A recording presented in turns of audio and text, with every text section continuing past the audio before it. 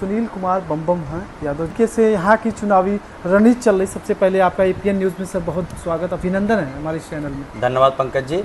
और कल हमारे देश के यशस्वी प्रधानमंत्री जी टीडी कॉलेज के ग्राउंड पे आ रहे हैं और आप देख रहे हैं कि हम हमारे मंडल अध्यक्ष, मंडल महामंत्री सारे लोग बैठ के उसी कार्यक्रम की तैयारी कर रहे हैं। और कल की जो हमारी जनपद जौनपुर की जनता होगी, बहुत ऐतिहासिक भीड़ होगी अपने देश के यशस्वी प्रधानमंत्री जी को सुनने के लिए। और इसलिए क्योंकि हम लोग थोड़ा से बस कह रहे हैं तो जनता एकदम ललायित है अपने देश के यशस्वी प्रधानमंत्री जी को सुनने के लिए, और बहुत ऐतिहासिक भीड़ होगी और उनके विचारों को सुनेंगे।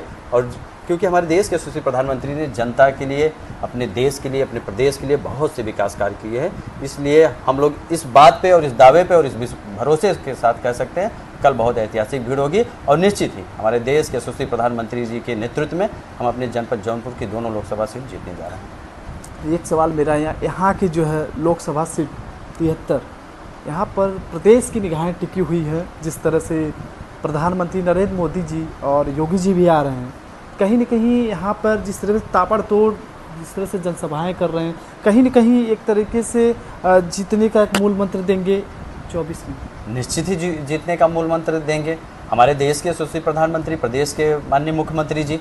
अब उनका सानिध्य और निश्चित उनका जो मार्गदर्शन मिलेगा, उन्हीं के मार्गदर्शन और नेतृत्व में हम तो ऑलरेडी पहले आपसे कह चुके दोनों लोकसभा सीट। लड़ाई किसको मानते हैं आप? क्या लड़ाई तो देखिए हम लोग किसी को नहीं मानते लड़ाई। इसलिए लड़ाई नहीं मानते क्योंकि जो अब अगेंस्ट पार्टी लग रही है, जो सपा की बात आप कर रहे हैं, वो जो पीडीए का नारा दी है वो कई दलों को जोड़ के ले रहा है, वो लोग खुद आपस में एक दूसरे से सहमत नहीं है। तो हम लोगों का बस सिर्फ एक उद्देश्य है, क्योंकि हमारे गठबंधन जो है राहुल गांधी और तमाम जो है इंडिया अलायंस, तो वही मैंने कह दिया ना, वो जो पीडीए का नारा दिए हैं, जो गठबंधन वो कैंडिडेट लड़ रहे हैं, हम लोग जहां भी क्षेत्र में जा रहे हैं या गांव में जनसंपर्क कर रहे हैं, हम उनकी बात नहीं कर रहे हैं। मैं किस लिए उनकी बात नहीं करें? क्योंकि उनका कोई अस्तित्व नहीं है।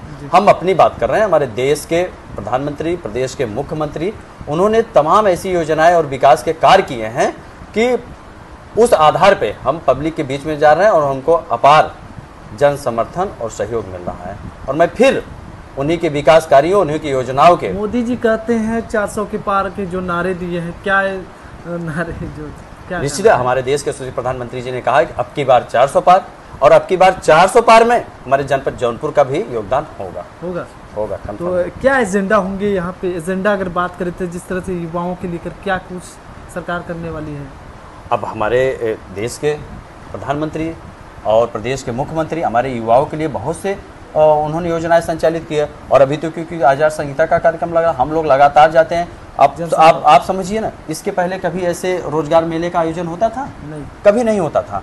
और अब तो ब्लॉक स्तर से लेके तब विधानसभा स्तर पर रोजगार मेले का आयोजन किया जा रहा है, युवाओं को अवसर मिल रहा है। और आप समझिए जो विपक्ष के लोग हैं, वो उनके नज़र में कभी कुछ सही हो ही नहीं सकता। हम लोग जब गाँव में जाते हैं ना, हम लोग योजनाओं को गिनाते हैं तो गांव की पब्लिक उस बात को स्वीकार करती है। और हम लोग तो चाहे 14 का चुनाव, चाहे 17 का चुनाव, चाहे 22 का हो और 24 का, अब तक के इन चुनाव में सबसे ज़्यादा उत्साह इस चुनाव में देखने को मिल रहा है। क्योंकि हमारे देश के यशस्वी प्रधानमंत्री और भारतीय जनता पार्टी जो कहती है वो करती है।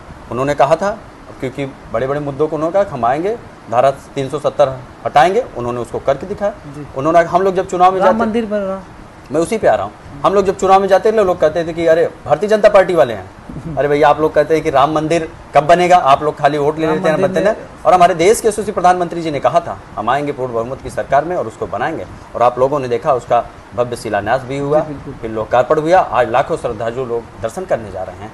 तो निश्चित ही मर्यादा पुरुषोत्तम भगवान श्री रामचंद्र जी को, उनके आशीर्वाद से इस बार फिर हमारे देश के यशस्वी प्रधानमंत्री जी तीसरी बार भारत की गद्दी को संभालने जा रहे हैं। एक सवाल मेरा ये है, यहाँ पे बसपा से श्याम सिंह यादव जी, और कहीं न कहीं उनको टिकट मिला है जी, तो क्या लगता है जनता उस क्षेत्र में, जनता कह रही है कि वो क्षेत्र में कभी दिखे नहीं, न ही कभी विकास किए, और वोट मांगने के लिए जनता के पास जा रहे हैं, क्या कहना चाहेंगे उनके बारे में? अब आप अपने शब्दों से खुद उनके बारे में बता रहे हैं और यह पब्लिक में भी लगा, क्योंकि वो 5 साल जब से सांसद चुने गए, ना तो कभी पब्लिक में आए, ना तो पब्लिक के बीच में गए। और जनप्रतिनिधि आपका ऐसा होना चाहिए, हम लोग लगातार जनसंपर्क में जा रहे हैं और अपने सेवा में समर्पित होना, अपने विचारों में, और हम लोग अपने जहाँ वक्तव्य भाषण देते हैं, हम लोग उसमें भी इस बात का जिक्र करते हैं, आपका जनप्रतिनिधि ऐसा होना चाहिए जो आपकी समस्याओं को सुने, आपके बीच में रहे और हमारे इस जो यहाँ का सांसद हो वो कैसा हो। और इस बात को हम लोग अपने हर बात में इस बात को रखते हैं कि हमारे इस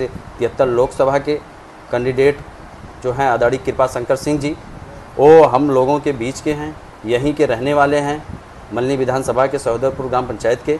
दूसरी बात की वो बहुत ही सुलझे हुए व्यक्ति हैं और निश्चित है कि उसका लाभ हमको इस लोकसभा के चुनाव में मिलेगा। और मैं इस बात का भी जिक्र करना चाहूँगा, यहाँ सदर विधानसभा की मैं बात करूँगा कि 2017 में और 2022 में यहाँ की जनता ने जिनको जनादेश दिया, यहाँ का विधायक बनाया और हम लोगों के अग्रज और उत्तर प्रदेश सरकार में खेल एवं युवा कल्याण मंत्री आदरणीय श्री गिरीश चंद्र यादव जी, वो भी आप इतिहास उठा के देख लेंगे, जब से यहाँ से वो विधायक हुए हैं, प्रदेश सरकार में मंत्री भी हैं, लगातार वह विकास के कार्य कर रहे हैं। सदर विधानसभा का पूरे चैलेंज के साथ हम लोग इस बात को कहते हैं, कोई गांव ऐसा नहीं छूटा होगा जहां माननीय मंत्री जी ने कार्य नहीं किया।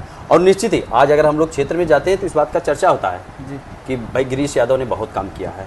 और ये श्याम सिंह तो 5 साल चले गए, अब फिर आए हैं पता ना। और कहा, हम एक बाइट में हमने सुना, उन्होंने कहा कि कुछ ज्योतिष बताए कि मैं ही सांसद होऊंगा, तो अलग विषय है, उस पर मेरा कोई टीका टिप्पणी नहीं है।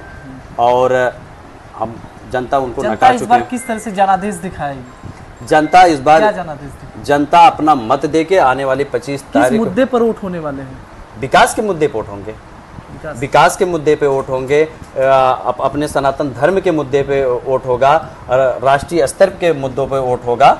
और इन जितने सारे, चाहे वह राष्ट्रीय स्तर की बात करेंगे, चाहे वह प्रदेश स्तर की